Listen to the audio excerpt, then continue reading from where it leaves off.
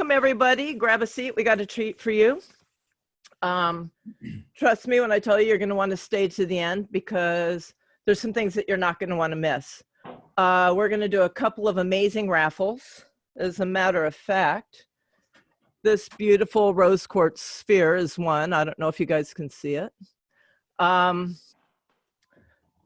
I have some notes here because I don't want to forget anything. So in order to participate in this raffle, you're going to have to do a couple things. Number one is you have to share this video. Why? Because there's other people that may need to see this content. Everybody's stuck at home and it allows people some outlets. Okay. You'll have until Saturday, noon Eastern time to share it. All right. And then from there, we are going to have another contest, which I'll announce later. And thank you for closing that. So what I want to do is I want to talk about today's topic. And I want to introduce our folks. So today's topic is who's a medium and how did they become one? And we are blessed to have two of my friends in here tonight. We have MK Roland from Lilydale, and we have Colleen, please let me get her last name right because I love her, Colleen Vanderzyden. And we're going to talk about who's a medium, how they became one, and I'm going to start giving you guys my ideas, my thoughts. Then we're going to open it up to them, and then we're going to open it up to questions, okay? So my thoughts are every single person is a medium. Not everybody knows how to tap into it. And a lot of times that takes a little help from somebody that knows how to help you open up. And with that, I'm going to turn it over to them because I am going to go back and try to get Facebook back up so I can monitor it. And I'm going to let them talk. Okay. So I agree as well. Everyone is a medium. And some people are mediums that can connect with people on the other side. And some are other kinds of mediums, because really a medium is that, a medium between people, between dimensions. And so everybody has that ability, not necessarily that everybody needs to become a working professional medium, but you can use this connection to really help other people. I agree wholeheartedly. I'm living proof that you can be unaware of your ability to do this and you can learn.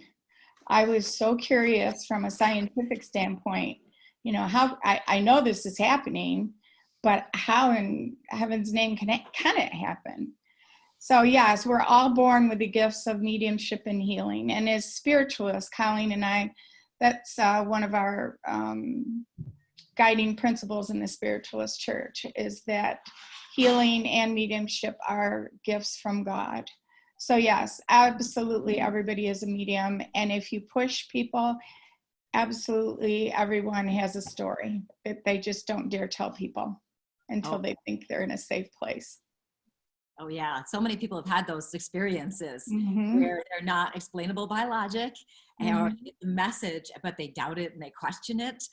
But those messages, they always come, and I don't know if there's anybody in the world who hasn't had one of those moments. I agree with you. I agree with you. A lot of times they'll say to me, "Well, maybe it was just my imagination," and I'll say, "Wasn't that a song?" Yeah. We're gonna sing Keep it. Thought. And I'll say to them, well, if it was your imagination, how real did it feel? Did it feel real? And immediately they'll say, oh my gosh, it felt so real. And I tell them that's your answer. You know, it's we all can do this. It's just a question of how much you want to work at it, because it is a lot of work. I tell people it was far easier to pass the New York State bar exam than it was to become a medium at Lilydale. There you go. And that's, you know, for a lot of reasons that a lot of us know, but it was in no small part because for me, you know, I was used to doing things where there was always an answer. You know, you could look it up, you could learn it, you could whatever. And this was a whole new thing. I could read a million books and that wasn't going to get me anywhere. You just have to do it. And taking workshops and not having a daily routine, a daily regime, and practice. You'll open up for the workshop, and then what'll happen is 2-3 months later, it's like you're not getting anything all over again. And by the way, you guys, I just want you to know I'm a lot happier because I got Facebook back up. So this techno idiot managed. Because I was feeling pretty out of sorts there for a couple minutes. So I see Colette's in, and Christine, welcome, welcome. And, you know, I would like to also introduce my students because we have Michelle. Michelle, raise your hand. We have Leanne. And we have George. And so Michelle, for sure, had never worked with spirit before she came to me. No. And George, had you? I don't remember if you had either. Not on this level, no. Definitely not on this level. Okay. I ended up with a lot of friends who were mediums and psychics, so I think that was just universe bringing us together. So, and that was as far as it went, and it kind of came all together with you, Randy. So what I wanted to do is I also wanted to include you guys in this because we have MK, Colleen, and I, which are on one end of the spectrum, and you guys are kind of on the other. So do you guys have anything you'd like to add to this? You know, who's a medium? How did you get to be one? Well, the way that MK just described it, I think that is perfect because, you know, for years, whether you've had gifts or not up to this point in your life, knowing what to do with it or where to start is a joke. You know, I mean, I think that's the problem that most people have. They don't know where to start. And so, you know, my path definitely crossed a couple of amazing mediums. One, I'm not calling her out, but she's watching and I love her and she knows who she is. And, you know, without her encouragement and without, you know, finding Randy, I don't know. I mean, I'm a hot mess, but I'd be a real hot mess today if it wasn't for them. So, you know, there needs to be more of that, more of the, you know, the seasoned mediums out there to kind of help keep this going and keep teaching and pointing out people in the right direction, you know, now more than ever. I would agree with that. Mm-hmm. And people that want to do it for the right reasons. Right. Absolutely. Yeah. Absolutely. Yeah. Michelle? I got lured in by the animal communication. Yeah. Mm. I started with some Reiki and then took animal communication from Randy and then found myself here. I think Reiki is a very common gateway. From what I'm hearing, it seems like, yeah.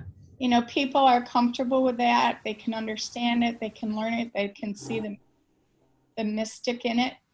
And it tends to open a window, a door, or whatever into other possibilities.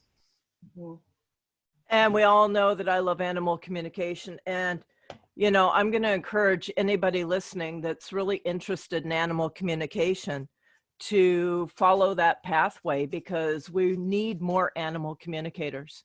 We need to help a lot of animals stay in loving homes. There's times where there could be something going on and, you know, the owners don't understand. And you're the middle person and you can help both the owner and the animal. And it's really important that we have more of them. There's not enough. There's not enough and they're in high demand. And you know, Randy, I actually, I haven't had a chance to talk to you today, it's been kind of crazy, but I was doing some messages and I've had a lot of messages come in from our conversation the other night about asking, you know, what is animal communication? Is this something that you do and everything? And you know, and I know a lot of my customers are watching right now, but it is absolutely something I do. And it's something I didn't know I did for a long time until, you know, with Randy and Michelle and George and their help figured it out. But yeah, it's all about communicating with the animal and finding out, you know, what happened in their past. How can we help them? How can we make them comfortable? Sometimes they're just being misunderstood, you know, and it's amazing to be able to connect with an animal in that way and make them comfortable. And Well, it's funny, like when I first started, I said to Randy, you mean like all these conversations that I have with these guys while I'm grooming them and stuff, like that's not me making it up? And she said, probably not. And I was like, right. oh. I know. And Okay. I'd like to point out to people, because a lot of people don't know this, the connection is actually very much similar to mediumship. And a There- lot of people don't understand that. Definitely. And the blending, I mean, that's what always helped me with animal communication. I used to volunteer for a shelter, and they'd place a cat, and the cat would be having problems, and, you know, looked like it was going to fail, and I would get a call, and it was, I find it so much easier to blend with animals than I do with spirit. I work harder at it with spirit. With animals, they're just so open and so loving that, you know, there's just no resistance. That's not really the right word, but you know where I'm trying to go. Colleen, do you have anything to add on the animals? I actually don't do animal communication. I mean, I talk to my animals all the time, and stuff, but it's not something I've ever pursued or really experienced.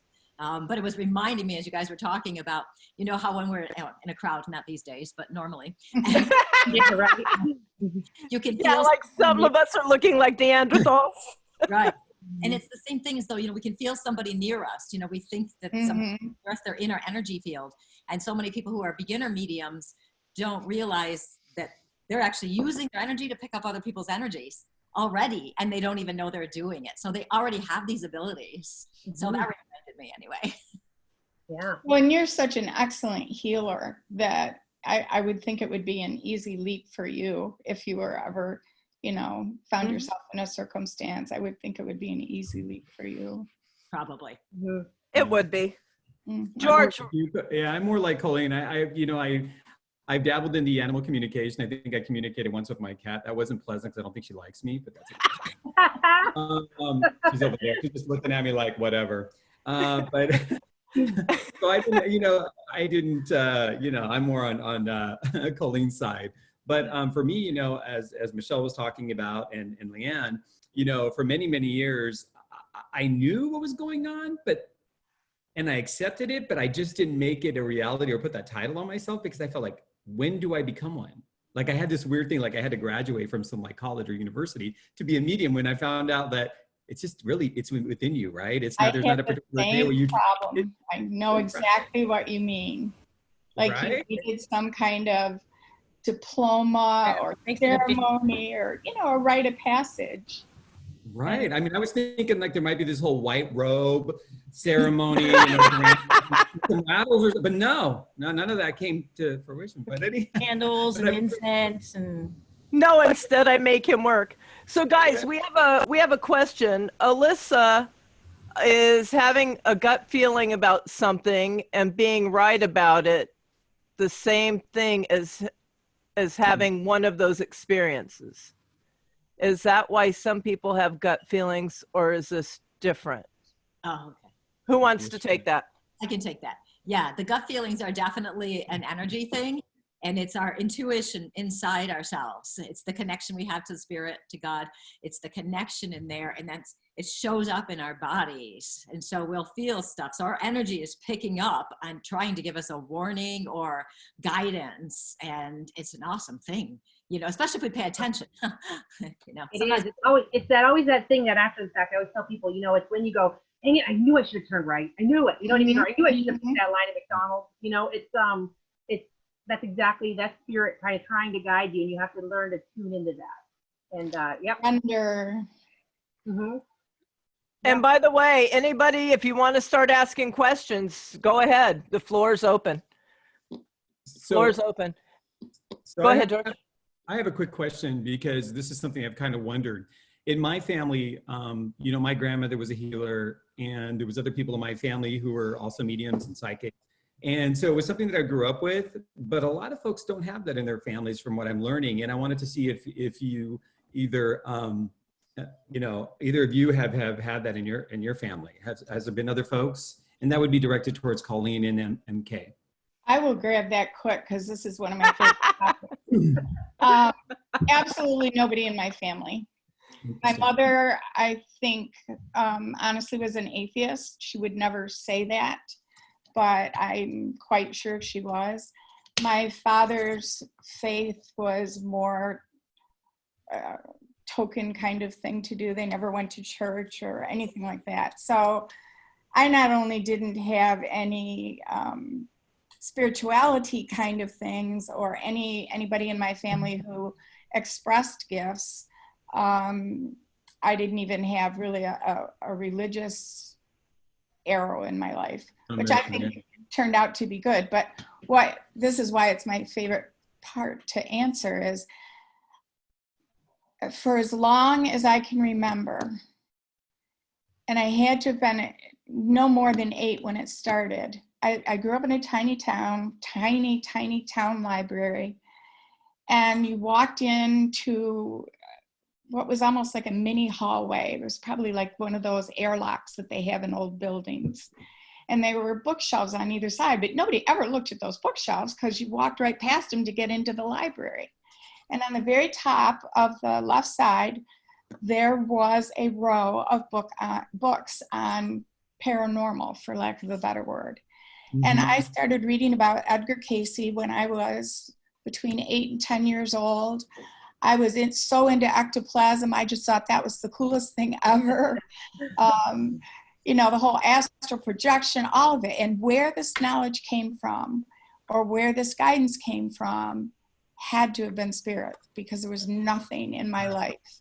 And my friends I was always very open about it. And my friends used to call me anything from the witch, with affection. Nobody was being mean. From the witch to, oh, you're just nuts. So yeah, a lot of my students too don't have people in their family that were, role model. I think sometimes you just are better connected with your guides, or it's just part of your life contract. Mm-hmm. Yeah. Is that the same for you, Colleen? Colleen? Actually, and a lot of similarities, because I didn't have, you hear some of the mediums at Lilydale are 3rd and 4th generation spiritualists. So they've grown up with this. I grew up Catholic in a very large family, and, we filed in to the front row of the church, the whole family there. And we were more concerned about literally surviving, because we didn't really have any money when I was growing up. And I didn't have any sense of spirit at all. I had always been psychic, so I would know what was happening. I would tell people what was going to happen. I would explain things to people and tell them like what was going to be on a test, that kind of thing. I would talk about past lives. I was really interested in the mystical witchcraft, dowsing, and all of those things. But my story is definitely a little different, because I didn't wake up. I mean, even though I was psychic and I would tell people what to do and how to protect themselves and all that, I did that forever. I didn't really wake up until I was about 40. And then when I woke up, whoosh! Yeah, exactly. I did a little bit of mediumship, but I spent a lot of time with healing. And took a lot of classes all over the place doing healing. And then finally I was getting knocks on my head, like literally knocks on my head, saying, it's time to be a medium. It's time to be a medium. I'm like, no, I'd already been to Lilydale. I was going to church there, but I wasn't, I don't want to be a medium. I don't want to talk to dead people. No, I just want to tell them what to do. And they would not let up. And finally I said, okay, but you've got to bring me the right teacher. And they did. And then I found it to just be so natural, like I had always known how to do it. I just needed some guidance on things. I needed guidance, but it was so natural. Such an interesting thing. So, you guys brought up some interesting stuff. So I'm going to share a little bit of mine. So my mother doesn't believe in any part of spirit.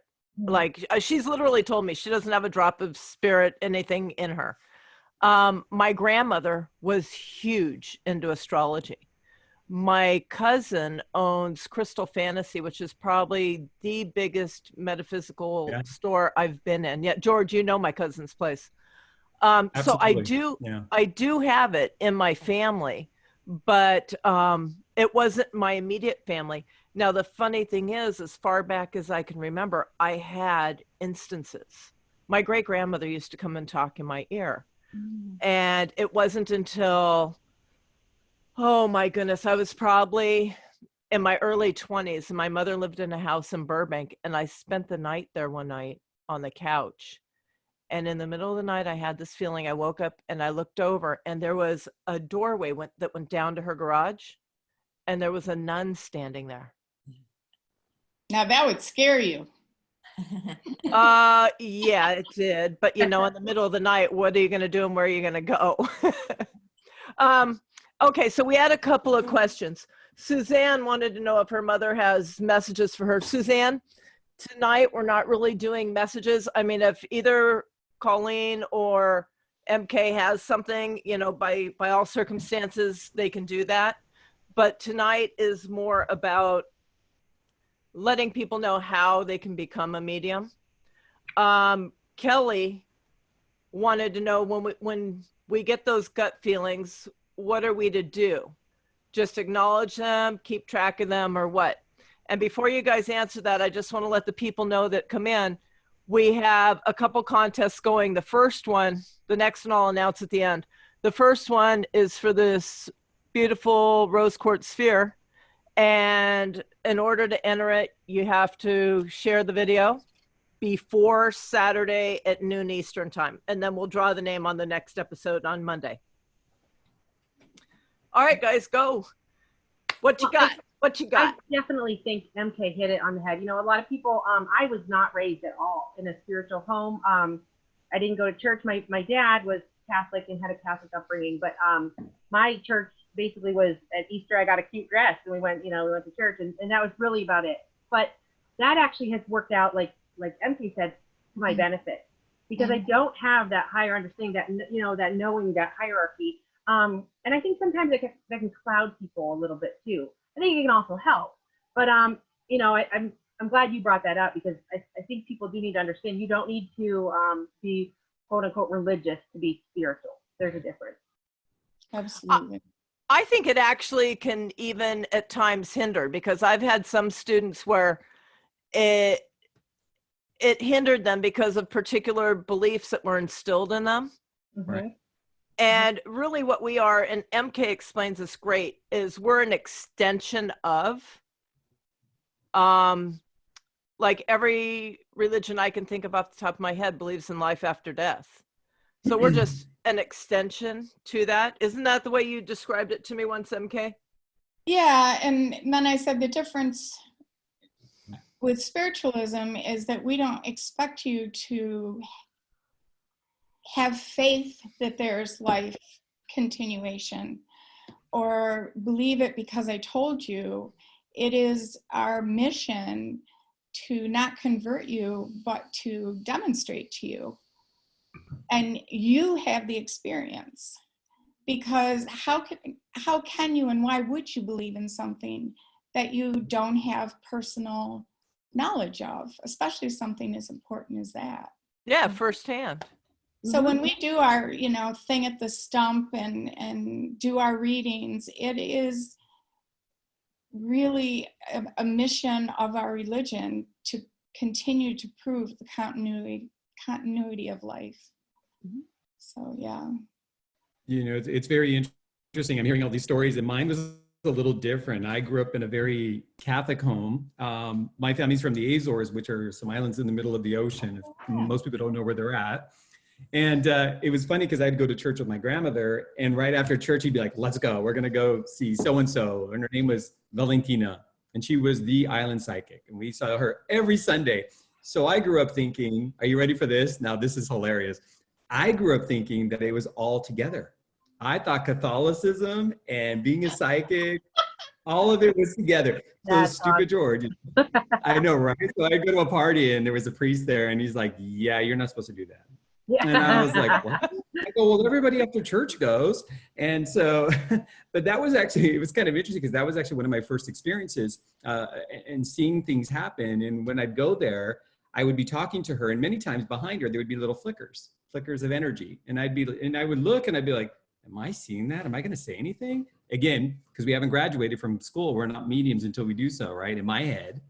And she looked at me, and I'll never forget it. And she looked at me and she goes, are you going to tell me about that? And I'm like, you see it too? She goes, you know who those are, right? And so we had this conversation. I'm like, oh, and it was kind of that moment, right? That aha moment. But again, I always thought the religion and being a psychic was together. So in my book, it was all kind of meshed up. So it was kind of a neat experience. I never felt bad. To follow, just to touch up on that, I'm a firm believer that anyone can learn mediumship. But I personally believe that I can pick out within a minute or two the mediums that are spiritually grounded and the mediums who have learned the craft. And I think there's a huge difference in the way they work. I agree. That's interesting. Can you explain that a little bit? Yeah, definitely. I know. I'm like, okay, so how do you become more grounded, or what can we do to make sure we have Which that? am I? Well, how do I know which I am? You have to work on your spirituality as you're working on your mediumship and psychic abilities. What you guys are doing. Okay, good. It's learning more about yourself, who you really are, and it's being willing to look at life and change your perceptions and release those things that aren't true, and being willing to question those. And there are many people who are very good mediums who have no spiritual grounding. Mhm. They don't. They're not doing it as a service to God or spirit. They're doing it to make money or show off, or just to do it because they're good at it without Right. ego and that's just the way it is.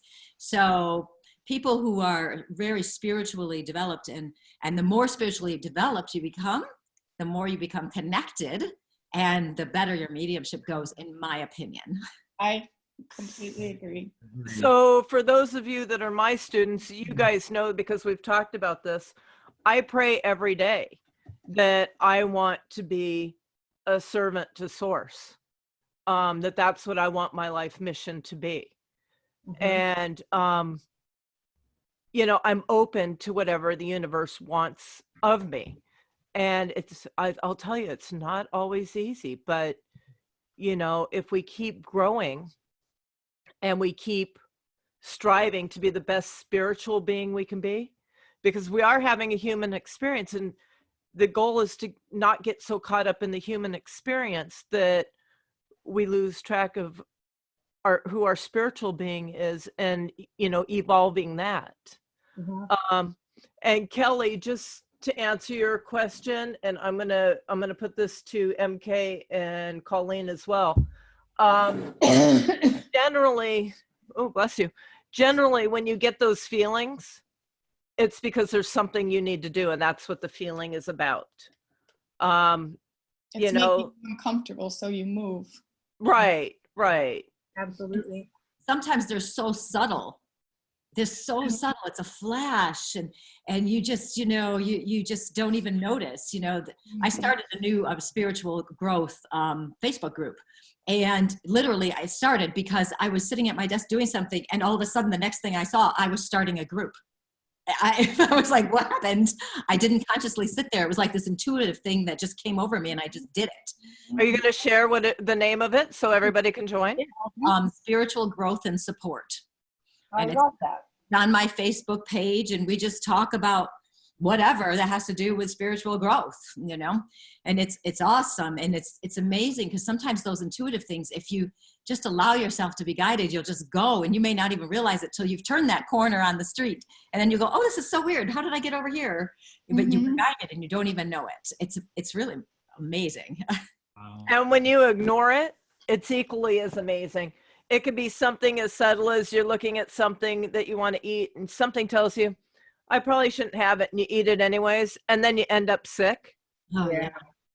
yeah. So it's like I've learned as subtle as it may be, if I get an inkling about something, follow it. And then we had, you're welcome, Leanne. And then Julie says, then what is the purpose if you aren't spiritually grounded? Good point. Well, you're not going to connect. That's the thing. If you're not spiritually grounded, I really think spirit's not going to,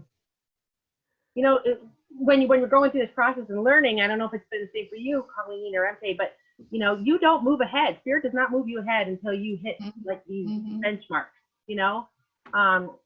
I don't know how you could really move ahead if you didn't learn to ground. You maybe don't have to believe per se into a certain hierarchy, but you have to. I don't know how you would move forward without having some kind of belief in it. I could be wrong. Like I said, I don't know, but that's I would liken it, and you can tell me if I'm wrong, but I would think that it's like a job to them. It's more like a job to them than a calling, maybe. Mm-hmm. That's a key word right there, calling. It's a call. I think being a medium is the hardest job I've ever had, kind of touching on what MK said. I'm a professional violinist as well. And so I'm used to practicing hours a day. And the more I practice, then I can get up in front of people and perform. But for mediumship, there's nothing to practice except you're trusting. So you get up there and you just go, and then something comes out of your mouth. So you can't practice it. It's amazing, actually. Well, I kind of have a different spin on that.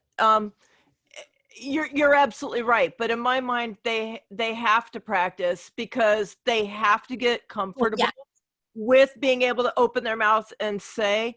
They also have to learn what it feels like when they're connected. Yes. Now, my thing of practicing is practicing ahead of time. Like if you're going to go do a lecture or something, you're going to practice that kind of practicing. You definitely have to practice the techniques and the skills and the abilities that are necessary. So I have to tell you guys something cute here. So Tamara says, you keep answering my questions as I type. I delete, I start again, delete. Thank you. I'll just keep listening. And then Allison says, what can we do to be more grounded? Oh, so many things. Right? Where do we start? Yeah, that's it. Like so many things. For me, go ahead, Ma'am Kay. I'm sorry. For me, I just try to expose myself to a variety of literature to gain new perspectives, to get out of the Judeo-Christian mode that whether you've gone to church or not in this country, you're going to grow up with that somehow instilled in you at some level. So I try very hard to look for other sources of spiritual information. And I am absolutely gaga in love, obsessed with the science behind what we do. And that's where a lot of my reading is. So that doesn't necessarily spiritually develop me more, but it has been extremely helpful, especially for those who, are looking for the diploma or looking for that, what makes me a medium. When you look at it from a scientific standpoint, you get some of those same kind of feelings of benchmarks or whatever. Now I understand why I'm doing this. Mm-hmm. It's a different form of affirmation of your work.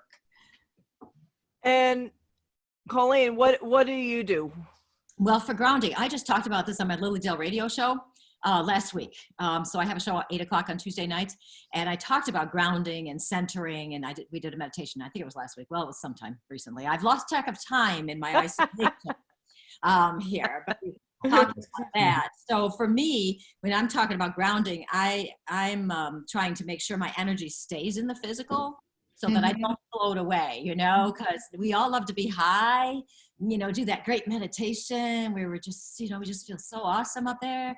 And then we forget that we're here living in the physical life, and that's what we're supposed to be doing. So we have to make sure we're in the ground, you know, we notice we're eating what we should be eating, and we all have our own tastes and what's right for us, that we're walking on the earth, you know, that we're not totally floating all the time. So there's lots of different ways you can ground. I mean, so many different ways to ground, you know. One of my fun ones, I'll just mention this because it's really weird, is I learned this like 20 something years ago. I like weird. The weirder, the better. You can ground by turning your faucet on, but putting your hand on top of the faucet, not under the water. Because your faucet is grounded. So you have the water. I did that once, and I literally felt the excess energy run out of my arm into the faucet. It was the wildest thing. So that's a fun way to ground, and it's a little weird and different. That is really interesting, because I've been told to put your hands in the water, but I never would have thought to put it on top. I know, try it. It's worth the try. So as groomers, I wonder if we're grounded all the time because we have the little metal sprayer. Right. Right. So for me, I'll tell you guys my practice, and you'll see that we're all different, and that's great because we've all found what works for us. So every morning I pray. Then when I'm done praying, I like to chant. So I do Om Namah Shiva chant, which is 108 times. And it's a recording that I have that I chant along with, because I don't like to be lonely. So then after that, it goes right into nature sounds. And I do what I call a night of the round table meditation with my guides. So I imagine that I'm in a stone chair and that there's 5 more in a semicircle, and my 5 main spirit guides are there, and we do a meditation together, we communicate. And then after that, I go straight into automatic writing every morning. And also I get into nature. Yeah. Because yeah, you have to. Yeah. Nature is essential for me. I don't know about anybody else, but for me personally, it's absolutely essential that I get out into nature. And I think there's a book called The 3-Day Effect that even talks about what happens when you get into nature for more than 3 days. It's pretty interesting. So that's what works for me. Automatic writing is such a great way to expand your spirituality and strengthen your connection to spirit. Mm-hmm. It's a wonderful way to get messages from people on the other side, from your guides, from your higher self. It's a wonderful thing to do. Yeah, every day I get about a full length legal pad page, and I just keep flipping and flipping, the next day and the next day. And generally for me, what I get comes from my guides. Mm-hmm.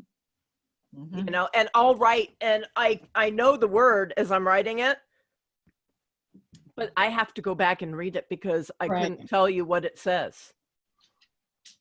I could not tell you what it says.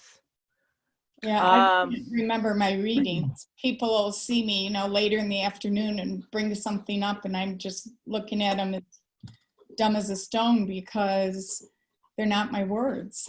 Like a deer in headlights, right? It's like, yeah. I have no clue what you're talking about. I may have said that to you, but I don't know what you're talking about. Yeah. I think it would be interesting too to mention that all those things change or can change. Yes. Because I know, Randy, you haven't always done automatic writing. That's something that's you've kind of just started doing not too long ago. So your practices change as you change, I guess. Well, and it's difficult too, because I know before I met Randy, and Randy's helped me work on meditation. I always thought, you have to meditate, you have to. I still, to this day, I'm getting better with it, but I don't think I'll ever be the kind of person. I am a squirrel, what are we doing? That kind of person all the time. So for me to ground, the best thing I've done is just figure out something that slows me down. My husband laughs, my kids laugh, but I will turn on the most mundane TV show that you don't even have to pay attention to. And next thing you know, I'm working on a wreath or a craft or something. It's just whatever just slows you down for a little while. You have to do that. And And I get yelled at by Randy and by other people because they're like, for the love of God, child, slow down for 5 minutes. But it's true. If you don't do it, you then I'm like, why didn't I connect this well this week? Or so I always try to say that because people get so hung up on, I can't meditate, I can't do it. And it's like, it's okay. It's hard. It's hard to do. Yeah. Wait a whatever second. out of your head.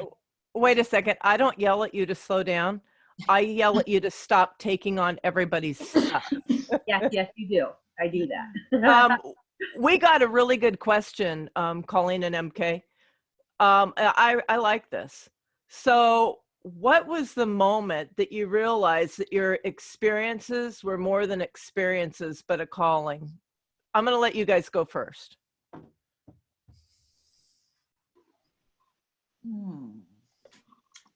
Wow, it's a hard one. No, I'm trying to kind of go through the chronology in my head. I have to be honest and say when I first started learning mediumship, it's because I was so curious, and I was taking the lessons because and studying because I wanted to learn how to do this. I wanted to try and feel and understand how this worked, because the first reading I ever had was still one of the most shockingly bizarre, accurate readings I've ever gotten. I mean, there was just no question that this was something that was entirely different from anything I'd ever experienced. But anyway, so I can't honestly tell you that, there was a certain circumstance that made me want to, but once I learned how, and once I gave, as soon as I gave a message that was healing, I was hooked. That's when the calling was, when I saw what it did for people. I'm not sure about that. I don't know. After I woke up, pretty much it was all about my self-growth and development and just kind of going wherever I was led. And I don't know, it just kind of kept happening. So I don't know that there's like a pivotal moment where I said, I'm in a calling. It's probably looking back and going, look, I've had a calling for 20 years. Whoa, look at that. So it just kind of happened in so many ways. I've learned there is no such thing as coincidence. And I think, there's a reason why I've met Randy. There's a reason why I've met Michelle and I've met George. And now, they are some of the most important people to me. And it's because, like I said, to find somebody, there's why all of a sudden did we start doing these things on Monday nights? Because there's, a pandemic, we're at home and people need it. And so anybody that's watching, that's not a coincidence.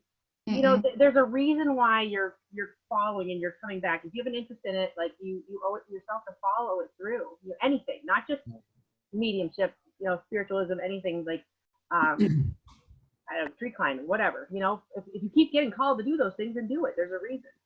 Well, I got to tell you guys are better than I am, because my story is not as pretty. I was actually very resistant. What happened with me is I would get messages, and I knew that they were messages, except how we want to think that we're crazy because we really don't want to believe that they're actually messages. Mm-hmm. So I had been asked to go to Casadega, and it was like a weekend thing. You want to go to Casadega? Sure, let's go.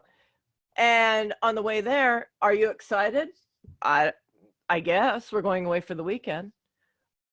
Well, you don't sound very excited. How am I going to be excited? I don't know what we're doing, but we're going away for the weekend. So, it's all good, right? So we get into a bed and breakfast and we go into DeLand for dinner, and the little tab on the cooler popped open, and it was a very cold night that night, and my hoodie got soaked. So we got back. I asked the lady, I said, could you please put this in the dryer? There was a lady sitting there eating, and she looks at me, she turns around, takes another bite, she's chewing, she looks at me and she goes, you're not crazy, right? You have never seen somebody run up a flight of stairs open the door, close it, and put their back up against that door so fast. The next day, walking down the street, a lady passes me.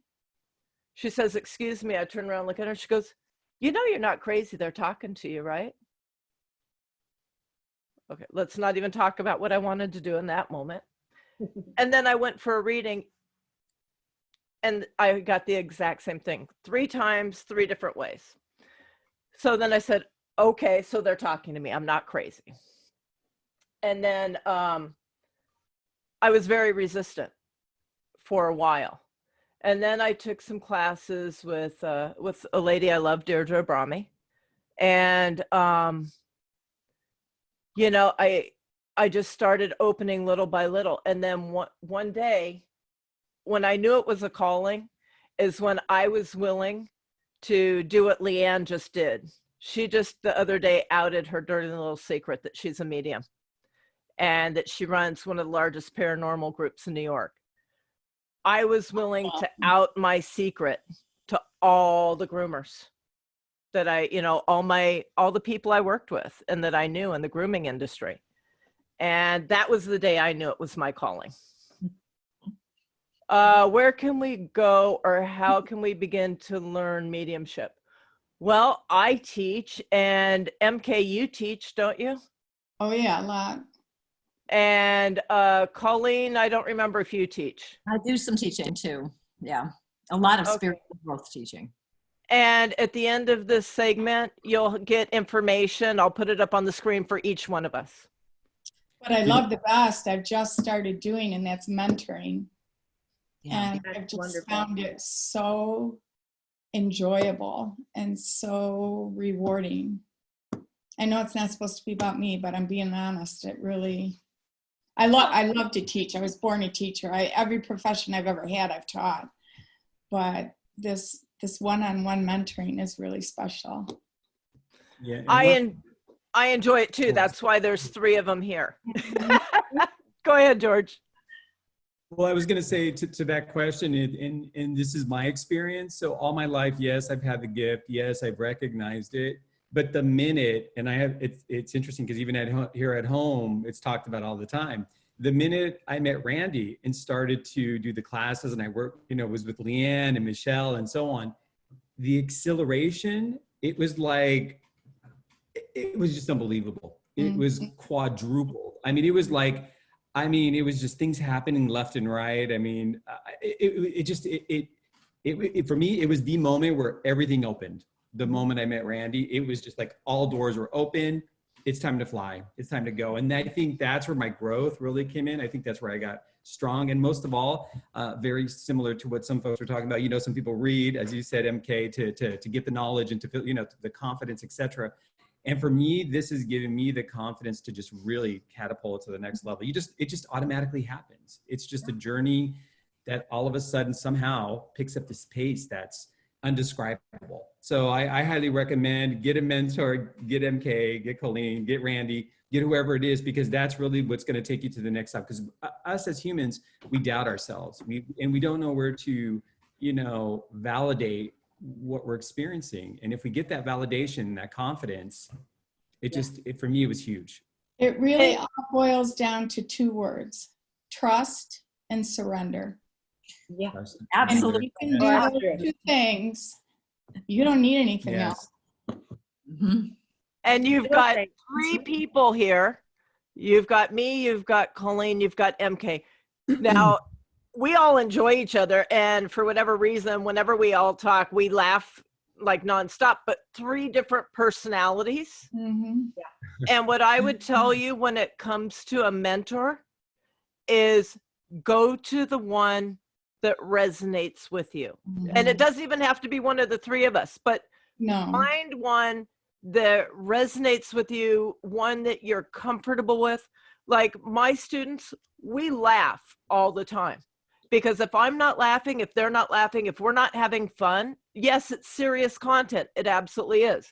But if we're not having fun, then we shouldn't be doing it. So find somebody that you resonate with, that you're comfortable with, that you can be yourself with, and that you can be vulnerable with. Yeah. And feel safe. Mhm. And I teach with love. I'm not one of those teachers. I teach with love because I feel my students need to be able to feel safe and vulnerable with me while they're learning, because they have to bear a lot of things. It's that no judgment zone that's created that made the world a difference. Knowing, you know, gosh, walking into the first class that we had, and I'm sitting there going, okay, you know, Randy had given us an exercise, and we're writing what Spirit's given us down, and I'm going, you know, you're at that point, you're questioning, is the Spirit giving me this? Am I making it up? You know, this is even something I would, you know, make up, and you're just having this conversation with yourself. But the fact that she's like, knock it off, just spit it out, and knowing that you're not going to get judged. It could be the craziest thing, and you know what? I've learned the crazier that it is, usually the more right you are. You know, It's true. it really is. You know, like I said, that makes a world of difference. Is not feeling judged and knowing that, you know. And it just, like, I think another thing that I like, at least about our group, is that it makes everybody seems normal. Like everybody, you don't feel like you're some kind of weirdo or some kind of freak, or like, you know. I'm not normal anywhere. So for me to find, you know, people with my vibe, you know. We just had a question. Does mentorship have to be done in person? Pros and cons. Mine is generally done online. You'd have to ask my students if there's any cons. I would tell you the pros to that is that I am able to bring in far more people for you to practice with than if I had you at a location. Because getting people to go to the location isn't always easy, but I can always get people, because they're online anyways, to come in and be a sitter for you. I can tell you, if this was not offered online, I've met Randi one time in person. Well, twice. One time when she was a groomer and I didn't even know she did this. And then another time after she became my mentor. I've never met George or Michelle. I don't like George so much because he's where it's warm, and Randi is too. So they're not my favorite anymore, but Michelle is because she's where it's cold too. I'm not far away. I'm in the cold. But if it wasn't for this online, you know, platform, and I don't know that I would be at a point in my life right now. You know, I'm raising kids. I've got a business. I don't think I could do it. So don't use that as an excuse. You know, I think I've learned just as much, if not more, than being, you know, face to face with someone in person. Okay, Yeah, we and I have. think it, Oh, go ahead, George. well, I was going to say, and it goes back to what Colleen said. I mean, this is, you know, this is a calling. This is from the divine. This is, we've got to listen, right? And if we don't listen, it's just going to come back to us every time, just, you know, to remind us that we need to, we're here to do, to help people. Yeah. And there's no room for ego either, by the way. I think that's an important thing to remember. You can be as good a medium as you want to be, but if spirit doesn't show up and participate, you don't have anything. That's right. So there is no room for ego. That's right. Definitely. Okay, Absolutely. so ladies, we have another question. Darlene says, I've had some experiences with a few people before they passed away and spirits that passed away, but I've tried to hide it. I'm very superstitious ever since I was a child from my ancestors. Like I said, I don't want to appear crazy. I recommend taking that information, those experiences, and writing them down. Write down everything you remember about the experience. And then after that, write down your thoughts, your feelings, write your fears, write your hopes, write it all out. So just journal it out. I definitely recommend that, because sometimes, you know, we get stuck in our heads and we don't really know what's true. So we kind of lose our balance a little bit there. But if we write it out, then we go back and look at it later and go, oh, this makes sense. I understand it now. And also when we write something, when we write it and then it's something really good about ourselves or an experience we've had, we believe it's true when we read it. And it can help us really accept our abilities because it's written down. It's true. It happened. So it helps people. So I really recommend to get past some of those superstitions and really embrace those experiences. Just write it all out. Every single thing you can remember, as much detail as possible. And I completely agree with that. I would add one more thing, just because I'm a ceremonial kind of person, looking for that diploma and the white robe. the parts that I want to release, you know, those old superstitions, after I got them down, after I read them, after I looked at them, I would rip them out of the book and I would have a burning ceremony, or, you know, bury them to Mother Earth to recycle, whatever, as a real action of cutting the cord to these things that can hold you back, or that you're allowed to hold you back, I should say. And my answer to that is going to be very different. I just had to get to a point where I didn't care what anybody else thought of me. It was what spirit thought of me that mattered. I was born that way. I never cared. Maggie just came in, and Maggie asked, what's the most important thing you think we could do daily to help us connect and become more open to receive? Maggie, I'm going to tell you, not trying to be rude or anything, because I know you came in late, and that's perfectly okay. We went over that a little bit ago. So what I would encourage you to do is, as soon as we're done, we'll post this video, and I would encourage you to go back and watch it. I want to interject too, though. Yeah.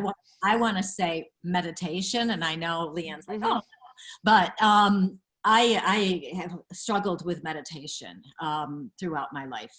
And I've noticed you reach a certain point in your mediumship that if you are not meditating regularly for a significant amount of time, you won't get anywhere. You will be stuck, and it's not going to happen no matter how much you want it, no matter how much you try, no matter how many classes you take, nothing.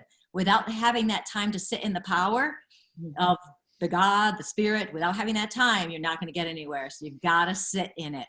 You have to train yourself to do it. 4 minutes every day. And the way I taught myself to meditate, because I have the same monkey mind, and I have a beautiful koi pond in my backyard, and it is one of my pride and joys. Mm-hmm.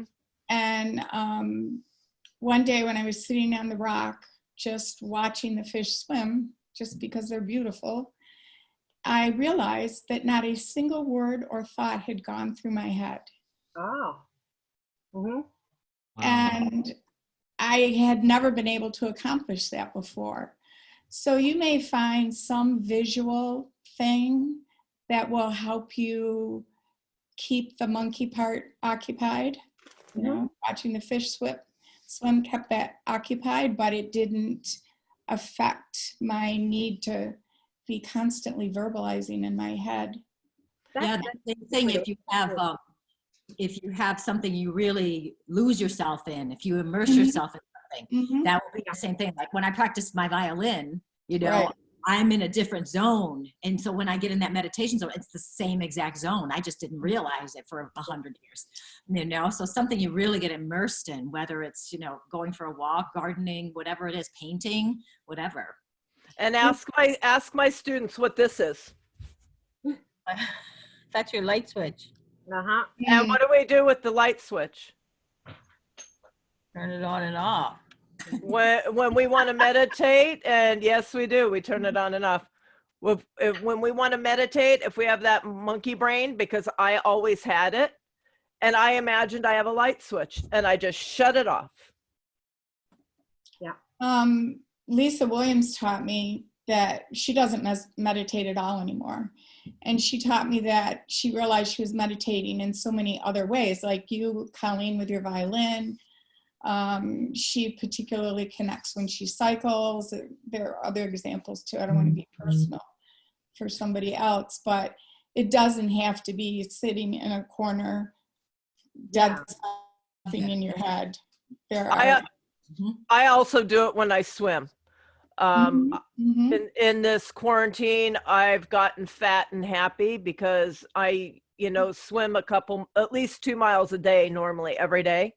And when you stop, your body says, oh, let me take this little bit and put it here and this little bit and put it there because we may need it. And yes, it's going to need it because as soon as this is over, I'm going to be burning it off. It's quarantine 15, baby. Right.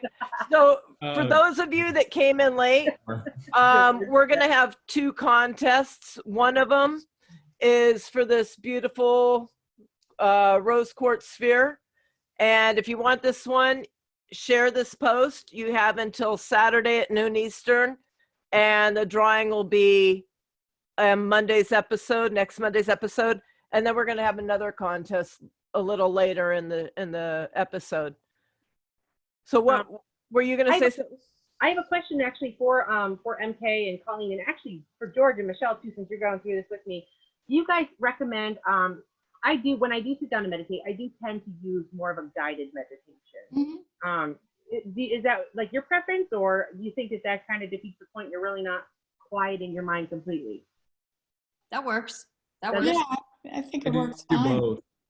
Yeah, I do guided, and I also do just simple meditation, music, and just kind of relax. It depends on where my mind is at. If it's going a little too crazy, I think the guided really helps, because then I can focus on his voice and kind of follow along. But then there's days where I'm like, yeah, I don't need that. I just want to be me and with spirit. So it's just simply music. Okay. How about you, Michelle? Do you have a preference, or do you do one or the other? I listen to guided sometimes. I like to draw, so sometimes I'll just kind of sit and draw or do something, something that I like to do that I don't do enough of. Because it does get me out of my head. Like anything I can find that'll get me out of my head for a while. Yeah. So like I'll do that. I downloaded a game tonight that kind of got me. I was playing with that for like an hour because I just had me out of my head. I didn't have to really think. I just had to think about what I was doing, not anything else. So that kind And of see, Retail therapy helps Lean as well. Just kidding. What did you say? I saw retail therapy really works for me. Actually, to get out I there. know, right? Oh my I mean, God. just going down those aisles and just seeing those, I'm just like, wow, and so that might help you. Yeah, oh, well, it does. That's the problem. It does. and see, for me, guided meditations annoy the hell out of me. They just annoy the hell, because I'm there and I'm like, can you just shut the heck up? Well, Yeah. the ones that I listen to now are yours, are the ones that we've done with you. And it's okay if you want me to shut the hell up too. Well, that's not when I'm meditating. With me, it depends on the speaker. I found a couple speakers and a couple apps that I like. Otherwise, I'm like, is that British? Kind of sounds Australian. Is that a British accent? And I can find myself doing that the whole time, and I'm like, dang, it's not the point, So, You know what? There's one that I just started doing coloring in adult coloring books. yeah. And I never really liked to color much as a child, and I have no artistic abilities other than writing, but nothing else. And that's been very enjoyable, and it really takes me out of my head. Yeah. It's got to be quite difficult, because as a medium, I know we want to draw outside the lines. I do that so much I can spare a few minutes not to. one meditation I would recommend too is I actually, because I'm a big Wayne Dyer fan, and I just love all his books. And one meditation that he recommends, which is the I Am meditation, you can find it on YouTube.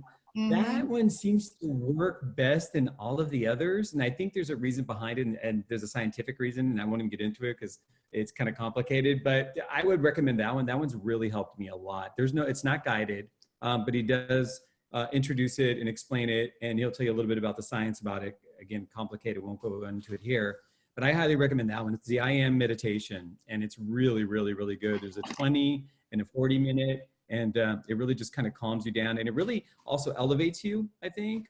For me, it does, at least. So it kind of takes me there to that place we keep talking about, and that people have been asking about on the feed. So I would recommend that one. I'll look that one up, definitely. Hey, MK. Mm-hmm.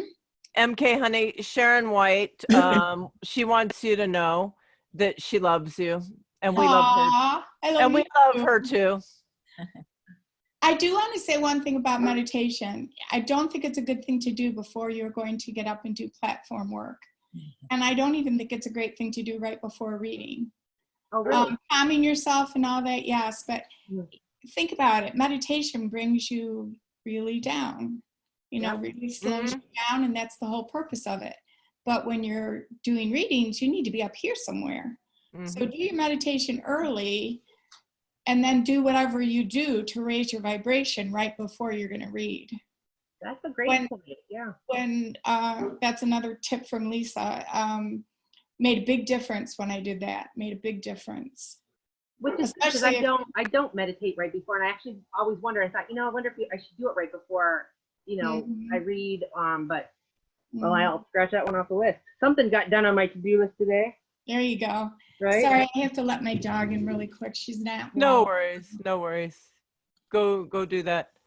And yes, that's why I meditate first thing in the morning. Colleen, what's your practice? What do you do? It's interesting because I heard Bill Collier talk about it a long time ago, and he said the same thing about not meditating right before reading because you need to be higher energy. And so I before I do the stump or something, I can't meditate there. I meditate earlier in the day. Now, though, I'm meditating before I do the readings, mostly because I'm so scattered in my head lately that I need to get myself centered. But I mean, so I guess it's varied. I guess the point of that is it changes regularly.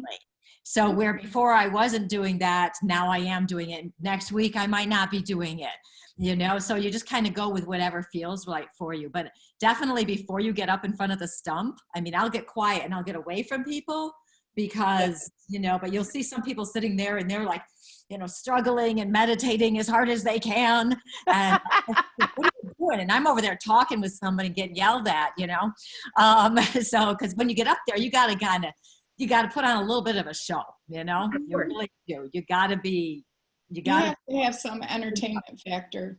There is. Sure. What I learned from Lisa Williams is you own your spot. And it's funny you said that. Alyssa, I see your question. We'll get to you in 1 second, honey. And it's funny you said that about it changes all the time because, you brought me to something that was a really good point, which is when I swim all the time, I meditate only in the mornings. If I don't swim, I do need to meditate right before because all that crazy energy, I need to bring it, even though we want to elevate, I need to bring it down some. Otherwise, I'm in trouble. Yeah. So Alyssa wants to know, do you guys feel mediumship could help or correspond well with the counseling profession? Or do you think they're too separate? MK, yeah, I'm gonna let MK handle that one, right? And then Colleen. Excuse me. I didn't see either one of them volunteering very quickly for this one. Well, I chose MK for a particular reason. I would have no qualm about working with someone after meeting with them and being sure that that we were on the same page. But both Colleen and I are ordained ministers, and I take that very seriously.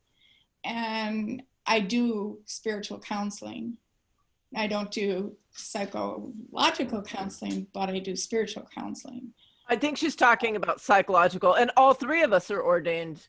Right. But I think we can do that. But I'm thinking she's talking more like professional counselors. Yes. And the reason I asked you, MK, is because I think there's some legal. Well, I tell people all the time, full disclosure, I'm an attorney if people didn't know that. I tell people all the time that the laws on counseling are very strict, and people at certain places that shall remain nameless, I mean, just by what they tell me they've said, they're out of bounds. They're not they don't have the white robe. They don't have the diploma to do it. And so, spiritual counseling's fine. That's within our bailiwicks for any of us who are ministers, but not psychosocial counseling. I actually have a list of all kinds of referrals, whether it's for drug addiction or grief counseling or whatever, that I can give my clients as a resource. I tell them, you know, I'm not recommending anybody, but this is a resource that I've developed, and it's at least a starting point for you. And that's something Lisa Williams taught us too. Yes, it is. Yes, it is. So you guys, what I'd like to do is I'd like to, if you have any more questions, please get them in so that, you know, we can start working towards wrapping it up. So I did tell you about the one contest. Another one that we're having is for this piece of selenite. It's a nice brick. And for that one, here's the way it goes. You have to share May 4th, May 11th, and May 18th episode. And in each one of those episodes, so May 4th, May 11th, May 18th, you have to tell us in each episode how many times you heard the word crew.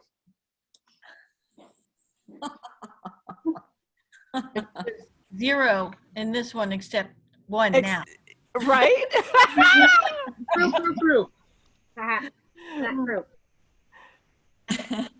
Right. And, you know, if you're watching this on YouTube, you know the drill, like and share, subscribe.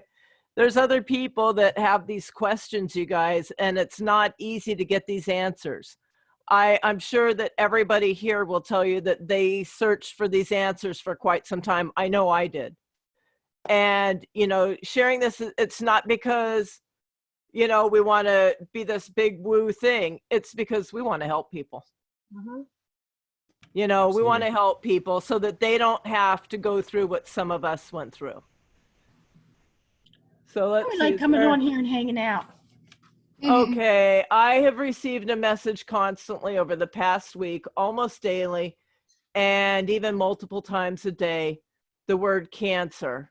I also had a dream that I was with a medium telling me that I have 2 years to live. I'm terrified. I made a doctor's appointment for, let's see, come on, let me see more. For physicals. I wonder if the state of the world has me in a health paranoid state, or why this is happening. I recently went through a miscarriage also. I don't have depression, anxiety, or any mental health issues. It's moving. I don't know how I even ended up on this video tonight, because you were supposed to. Seeking guidance. Fine. I feel fearful. If this question's inappropriate for the forum, I apologize. No, it's not inappropriate. All right, who wants to go for that? I want to go for that. That's what I do on my show, my Lily Dell show, as I talk about that stuff. What's happening, you know, we're in this consciousness now, this consciousness shift. There's so much fear out there, and the fear is just going within us. Whether or not we're aware of it, we're being affected by it. Just because you're getting the word cancer for whatever reason is popping into your head does not mean you have cancer. Okay, but if you start focusing on that and thinking, oh, I have cancer, I have cancer, I have cancer, I have cancer, you're going to be drawing energy to you don't want. Okay, so you don't want to focus on cancer. What you could be getting is a message of the cancer that is in our consciousness now in the collective whole, and how some people are not aware of the best ways to behave, to act, all of that. You could be getting a message on that. It could be a message for somebody else. Even if you have a message like that in a dream where it says you're going to die in 2 years, usually a death in a dream means you're just going to have a transformation. Right. Means something new is coming to you. You're going to learn something new, be somebody new. Something awesome is actually coming. A death in a dream rarely means an actual death. It usually means a really big change for you, and a good change. So don't get too too caught in the fear, it's really easy to do because we have so much fear around us now. It's really easy for us to step into that fear and not even realize we're picking it up from other places. So just do your best to stay centered and grounded yourself. Yes, it will make you feel better to go to the doctor. So follow through with your appointment. Of course, I'm not going to give you advice not to do that, so definitely do that. But consider some of those things I've said, and that may help you have a little bit more peace during this real tumultuous time that we're all experiencing. That's my 2 cents there. And I'm going to express a prejudice of mine, and if I offend anyone, I apologize. But please don't go see a medical intuitive. I just have had no positive experience with a medical intuitive, or know of a positive experience. I'm not saying anything about their intent or their desire to help people, but I think with that mindset, it would turn out to be a really bad experience. That's just my opinion. And my thoughts on it are, we're mediums. We don't diagnose, we don't prescribe. And I'll tell you, I just had an experience with MK, with her dog, where for the longest time, I kept feeling pressure in a certain area on this dog. Well, it wasn't until last night that we figured out that the black dog I was seeing was not the dog she currently has. It was one she had in the past that got hit by a car. So you may be seeing the word Cancer, but you know what? What astrological sign are you? Mm-hmm. Are you single? Very Maybe there's somebody that's a Cancer that's coming along for you. Mm-hmm. There's a lot of variables in that to think about, instead of just going in your mind to an extreme. However, with that said, yes, please follow through with your appointments. Absolutely. It's always better to be safe than sorry. You can't turn back time. Exactly. Let's see if we have any more. She is a Cancer. Ta-da! That's fun. She just typed in, I'm a Cancer. So there's probably more to it. So within that, maybe explore that some more too, to see if there's a message in there. I'm telling you, the minute I read it, I'm like, that's astrological. Mm-hmm. But please still follow through with your doctor's appointment, because if nothing else, it will give you peace of mind. Okay. And that is more valuable than anything. So that's my recommendation. And I don't like doctors, but if I had that fear, that's exactly what I would be doing too. All right. So you're very welcome, honey. So with that, I want to tell you guys, I'm going to share some of our contact info. Let's hope that technology idiot number 1. Let's hope that I can get this done. I have a homework for MK. Okay. Next time she comes, can she bring a picture of her pond? Yes, please. Oh, you can go on my Facebook page. I just posted. Okay. It was not last night, but the night before. Alright. The problem is you're going to have to know my double last name. I'll get it to her. Okay. Okay. So I'm Well, sorry. actually, Hey, Michelle, I didn't mean to interrupt you. why don't I just friend you? Tell me your last name again. Shaw, S-H-U-L-L. Her name is Jack. No, I'm joking. One L in Michelle. Well, now that's how I spelled it. That was my husband's name. And people are always tacking E's on the end, thinking, like the feminine form of Michael. Now, for our contact info, for MK and I, you can also go to lilydaleassembly.org and find us there. Mm-hmm. And because they have the list of all the mediums. And I have a quick link because sometimes people panic when they see my name. You can do psychicmediumcolleen.com, works as well. So, Colleen, Yeah, because I got anxiety, I don't mind telling you. yeah, When I started creating that list, I'm like, oh boy. well, be brave. Try to spell it. Just try. But Colleen, you mentioned a little bit ago about the Lily Dale, that you have a radio show on Tuesday nights. How would we access that to be able to listen to so it? I broadcast it live from my Facebook page, which is Colleen Vanderzyden, medium and intuitive life coach. Okay. And so it's broadcast live at 8, and Lily Dale shares it on their page as well. So Awesome. every Tuesday at 8. Check it I out. know I'm talking tomorrow. Tomorrow I'm talking about revealing your life purpose. I don't know about the next week's because I just wait until the information comes in. So let me ask you, because, well, you're going to know why in a second. Julie, honey, I don't think either of them are in Lilydale yet. She said, how are you doing in Lilydale with the quarantine? We're in Lilydale, but we can't do any work there. Right. Oh, you're already there? Yeah. Oh, okay. Because MK, you're not there yet, right? I haven't gone down recently. Okay. Yeah. But- it's closed off to only residents can be there. Mhm. Right. So I'm in and out because I have a house, close by. So, Colleen, the next question, I'm going to explain this, and then you're going to know why I'm going to ask you this. Is there any way that if my students wanted to hear the radio show you do, is it on your page? They can go back and listen to it? Yes. If Okay. they look on the left, it says videos, and you can go back and you can see all the shows are listed right there. Okay, and the reason why I'm asking is because if anybody wants to know about workshops, classes, or book clubs that I have going on, they can go to crackingthespiritualcode.com.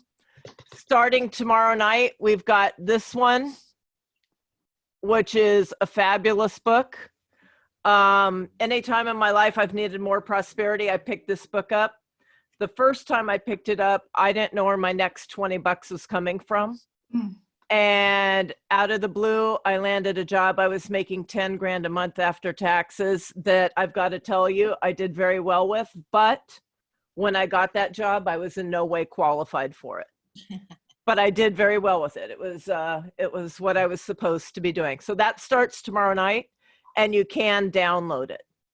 Okay. Let's see if we have any more questions. I don't see any more right now. And for the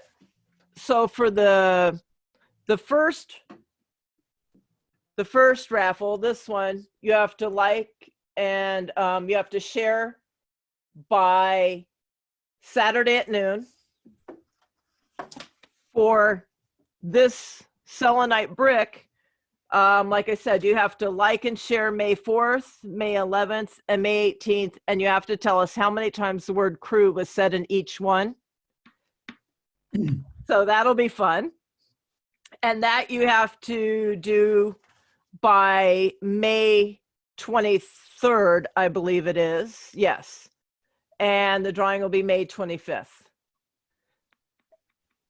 And with that said, the next episodes that we're going to do is May 4th.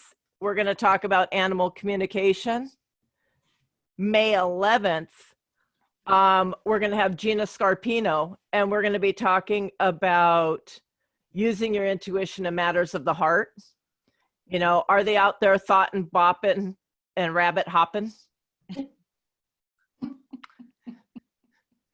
May 11th should most likely be, what does your spiritual support system look like?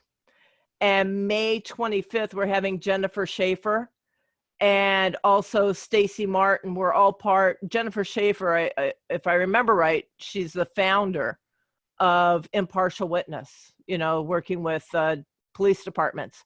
So the three of us will be in on May 25th. And let's see.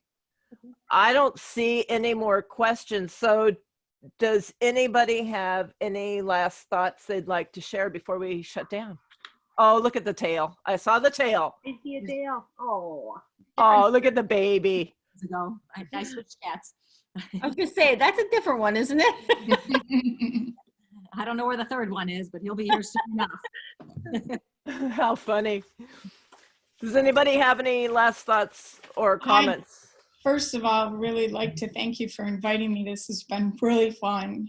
Yeah, And it's been such a pleasure meeting George and Leanne and Michelle, and I'm looking forward to seeing more of you. I'm Yes. sure our paths are going to cross more. Definitely. And Colleen, it's ridiculous. She lives, you know, so close to me, but I can't wait till summer comes so we can all see each other, but then we're all in our reading rooms. So it's tough, but. Well, honey, you are so welcome. And you know, I enjoy my time with you, and we don't get to talk that often. And when we do, we're on the phone for forever. And I enjoy that time. It's a very special time for me. Me as well. Thank you. Yeah, it was Thank fun. Thanks for you. having me too. It was fun. Good time. Thank you both. Oh, and we're going to have another laughing session too, because that was just amazing. Okay, any of my students, do you have any questions for them or any last thoughts before we sign off? No, thank you both. It's Thank you. wonderful. Yeah, Tips, fun. you know, and everything. So I appreciate it. Okay, and my last thought is I want to thank both of you personally. I want to thank you guys for taking time out of your day, out of your schedule, and your family, what have you, and come in here and spend time with us. It's very meaningful, and I'm seeing in the comments it's been meaningful to other people. So we've accomplished what we set out to do. Yay. And may everybody have an amazing night. You as And well. thank you, honey. We'll talk to you soon. All righty. Take care, everybody. Bye. Night. Bye. I miss you already. We'll see you soon. Thank you.